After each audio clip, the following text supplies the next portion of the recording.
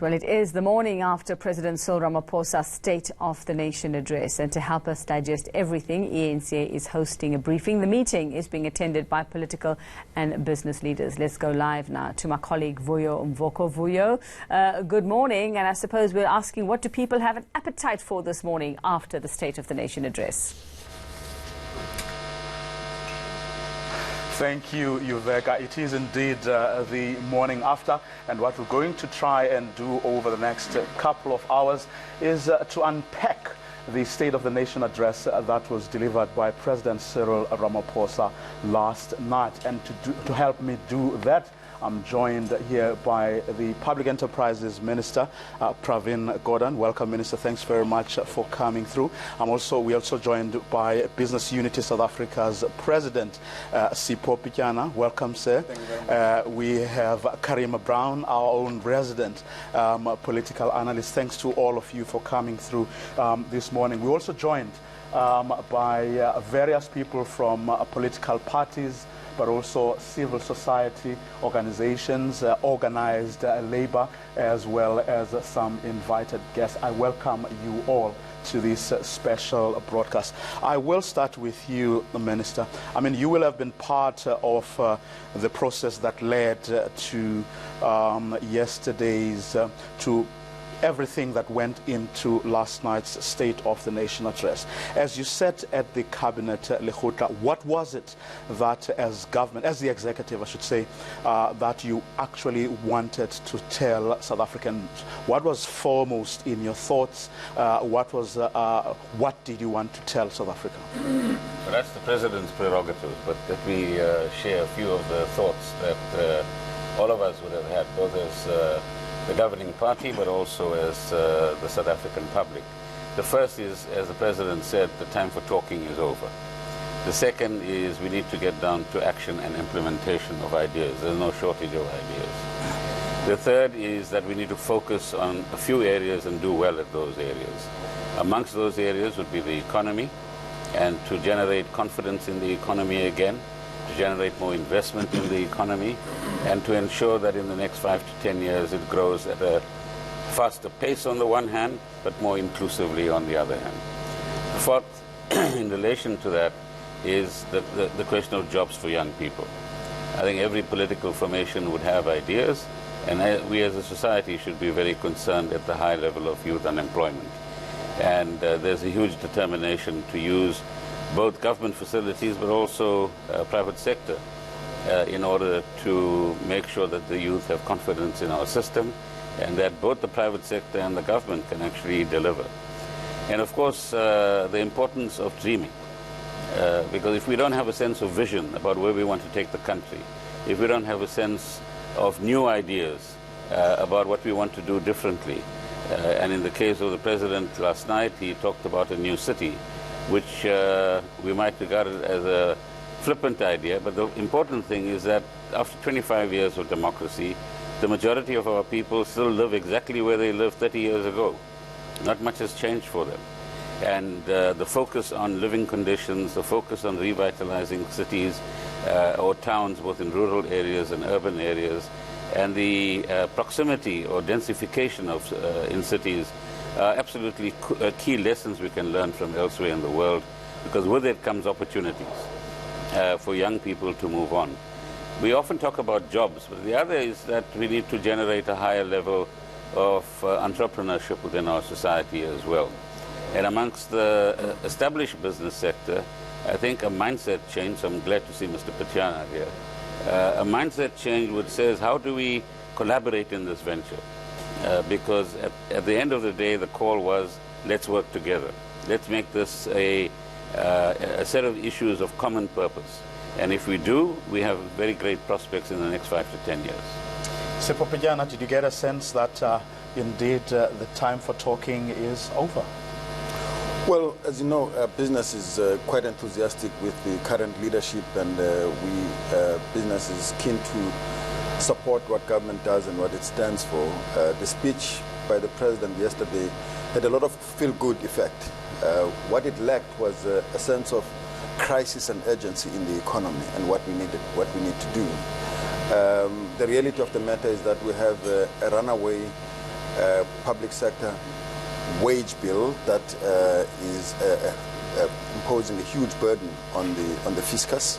We have excessive expenditure that is also driven by corruption and excessive charges that are imposed on the state through procurement systems that are inefficient and inadequate. We have state-owned entities that are in paralysis, if you like, across the board. And this goes beyond SOEs that are reporting to the Minister of Public Enterprises. Thank you very much. But across the board, we have two things around ESCOM. We have a new board and a new executive that put on the table a set of proposals of what you need to do to fix that place, and a technical team that was appointed that put forward a set of recommendations, both of which are consistent. The reality of the matter is that what they've put on the table requires political will and resolution to actually deal with those. It's not something that Labour would receive happily. It's not things that business would receive happily, because remember, when you cut spending on the public sector, it also affects business procurement of services to those entities. So all of us are online to actually lose contracts, to lose jobs, to lose a range of things. But the reality of the matter is that that's where we are.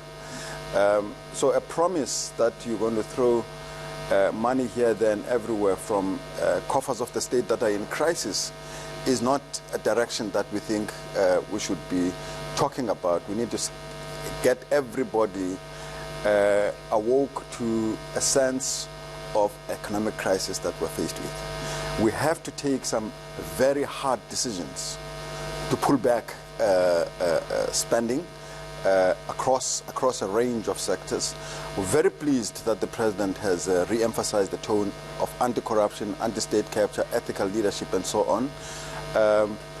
But it leaves us with something of a bitter taste to look at that statement and a great deal of progress that was made over the past year in cleaning up the state system and some of the measures that we applauded the President for.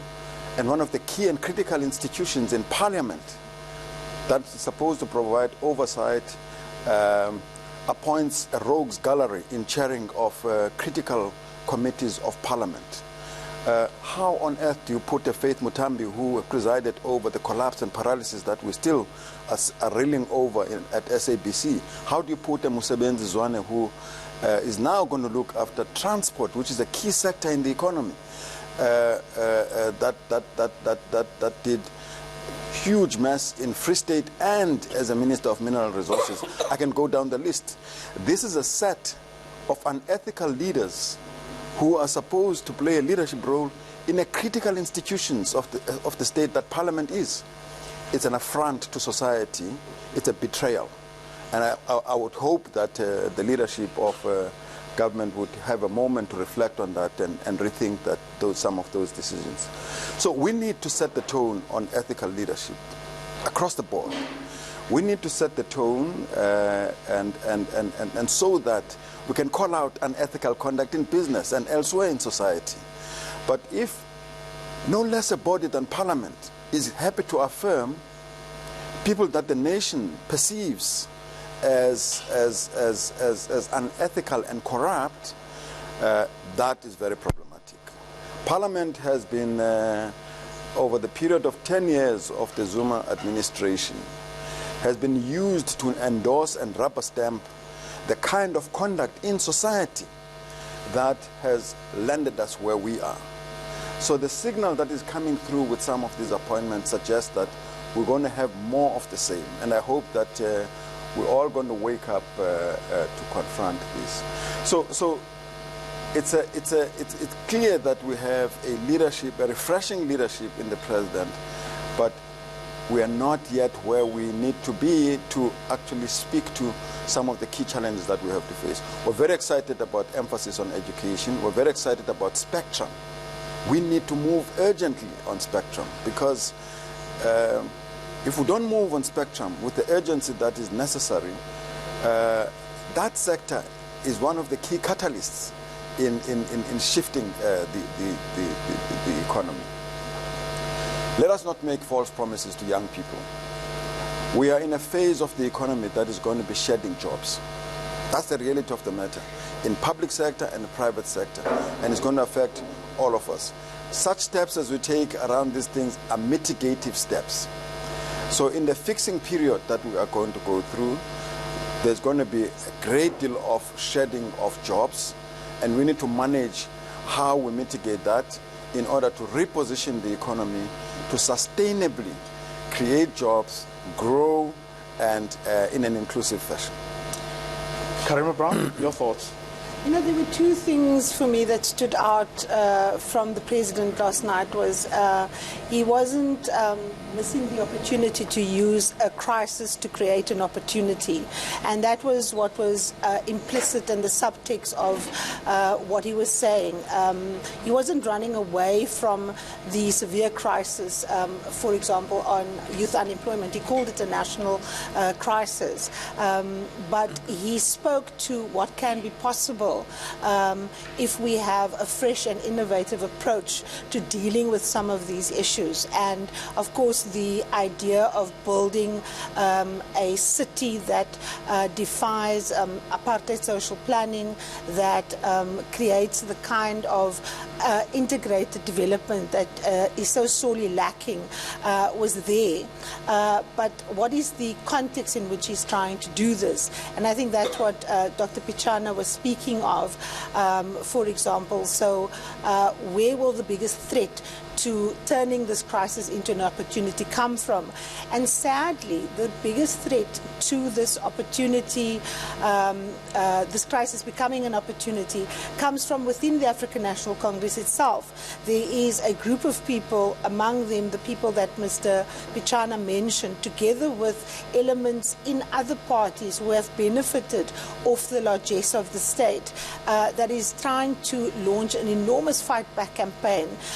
So suddenly, for example, you have the EFF who apologized to the nation for backing Busisiwe Mkhwebane a few months ago, now suddenly becoming the biggest praise singer of a woman who has essentially been found by a court of law not to understand the rule of law, not to understand the way in which she is supposed to behave in her office. So I think that the ideas contained in the president's speech are fresh, they're innovative, they are built on the realities of the fact that we have a crisis, but that we can actually, if we are bold enough, use that crisis and turn it into an opportunity. But not enough emphasis was placed on what endangers such a bold move. And what endangers such a bold move is the enemy within. It's those in the African National Congress whose project is still to dislodge a constitutional order, and they've been joined by other rogues from other political parties. So I'm very keen, for example, to see who's going to become the committee chair of SCOPA. Historically, it's always gone to a member of the opposition. Here in the Western Cape, the Democratic Alliance gave that committee to the African National Congress. Yesterday, Mr. Esma Khashoggi didn't want to confirm that the committee was going to be chaired by the IFP, even though a note had gone out to that effect. He just said the opposition. And we heard from Mr. John Steenhuisen, for example, earlier on, that they are making quite a strong case for the fact that as the official opposition, they should get the committee. Mr. Alf Lees, who've been serving in that committee, as one of the kind of original ones, if you like, with the kind of institutional memory. And that committee is critical, for example, to holding Parliament to account. The other committee, of course, is the Ethics Committee. Your very Faith Mutambis, for example, must appear before those committees because of what they did at institutions such as the SABC. And speaking about the SABC, Vuyo, the Minister of Communications yesterday artfully dodged a question put to her by our reporter Samkele Maseko around whether or not we will be looking at black screens, and that is about, what, 7 or 9 million of the 14 million television watchers in this country. And she basically kicked for touch and said it's Treasury's issue. And that's the other thing that we also need to change.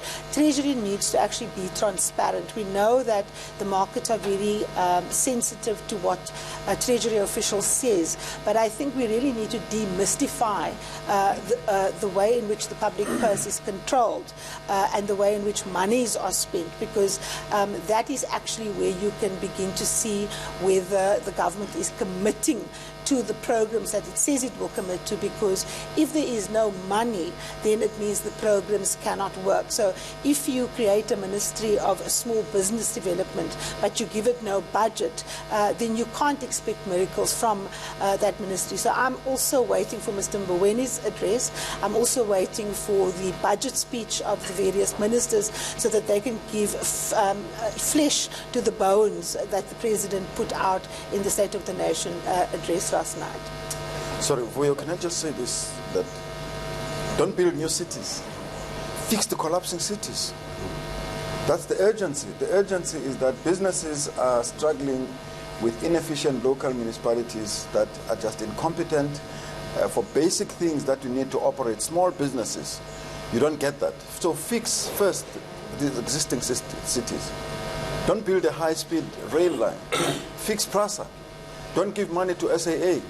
Fix the taxes, subsidize taxes, so that working class, ordinary people, poor people, transportation modes are subsidized by the state. Subsidizing SAA, subsidizing me, a business and others. We will fend for ourselves if SAA is gone.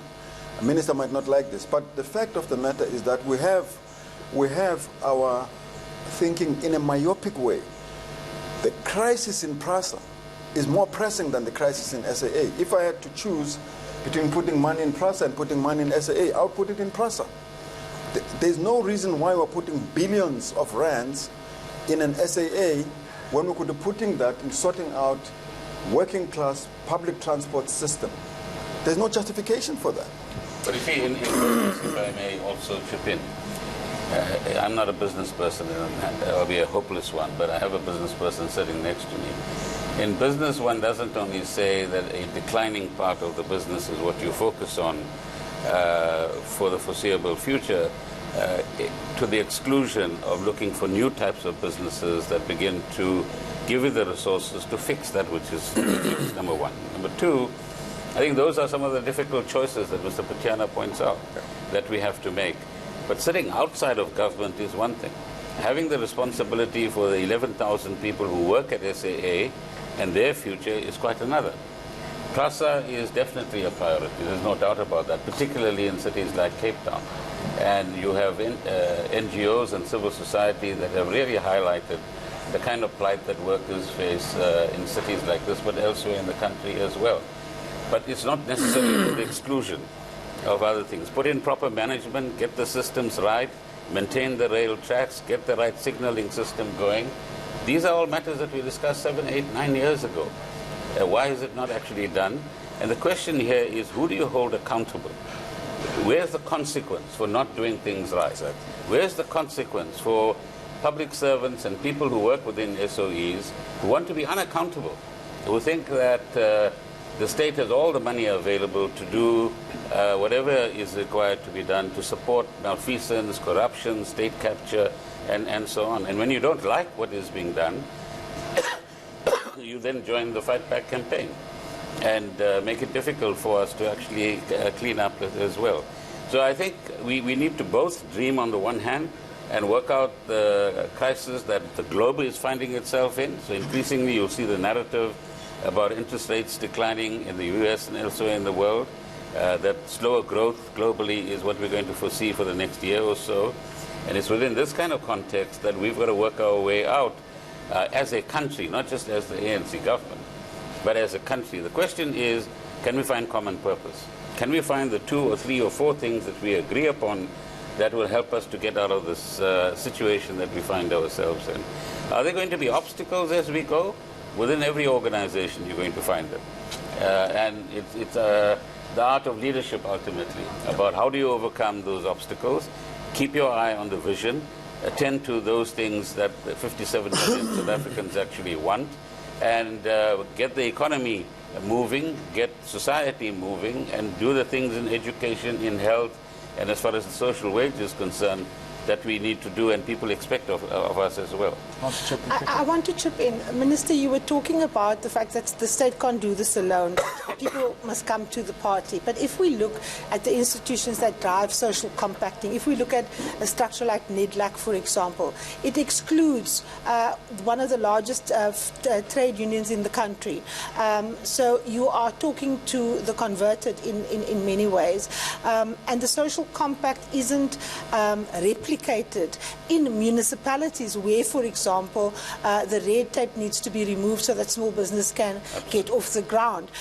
We're looking at the situation, at provinces. I mean, provinces at the moment, in my view, is a place where patronage is, in fact, entrenched. I don't see the logic for provinces to exist with the kind of concurrent powers that they have to stymie the very development. Angie Motshekga said last night on television, it's not her responsibility to build schools. That gets spent at an infrastructure level. Her responsibility is to develop policy. But we didn't get a sense from the minister how teachers are going to be taught how to teach coding, that the president is saying must now become part of the curriculum as we work towards a knowledge-based economy. So I think that the way in which cooperative governance works in South Africa, one, needs to be looked at. And secondly, I think this idea of a national social compact at the top, where we all sign on the dotted line and think we have an actual agreement on paper, but when it comes to implementation, we actually realize that we are far from in agreement is the problem. And that social compact also can't stay at a national level. It needs to be replicated at the coalface of where people experience delivery problems. It needs to go where the tire hits the tar, which is municipalities, and we don't have that. And that is part of why it is difficult for people to put themselves in each other's shoes. Opening remarks from our panelists. If you've just joined us, you're watching a live broadcast. We're coming live from our Cape Town studios the morning after President Cyril Ramaphosa delivered his State of the Nation address. In a moment, we're going to debate. Don't go away.